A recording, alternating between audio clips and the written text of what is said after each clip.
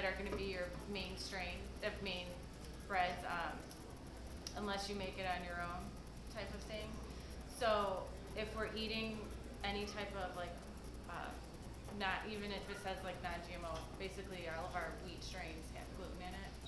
So it's very hard to do that here. I don't know if that answered.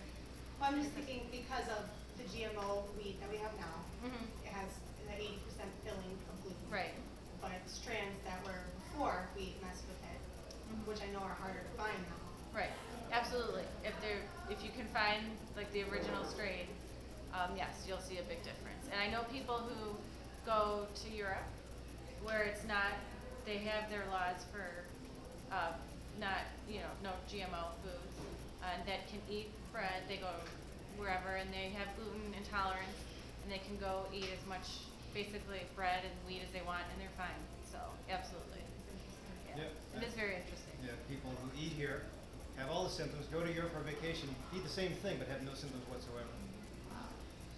But before getting off the topic of gluten and glue, this is my last, well, not my last, but this is McDonald's. Nothing against McDonald's when I'm recording this, but bacon, steak, egg, and cheese bagel. And this is pretty good. I mean, you can still probably heat it up, but this is from 2011. And I have the receipt up here, along with the hash browns in here. Hash browns are even better. So you can see that some of the stuff, the glue that you have in your food, I mean, that looks, my dog would eat this probably.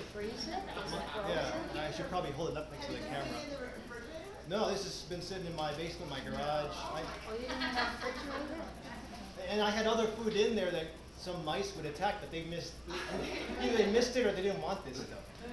So that is the complication of putting too much glue. I mean, certainly it tastes good for our kids, but imagine all that stuff in your gut over the course of 20, 30 years, and then somebody gives you a diagnosis, but you've been hammering your gut with this for 20 to 30 years, 3 times a day, and then adding on some kind of immune reaction. So it's hard to reverse, but you got to see it to believe it.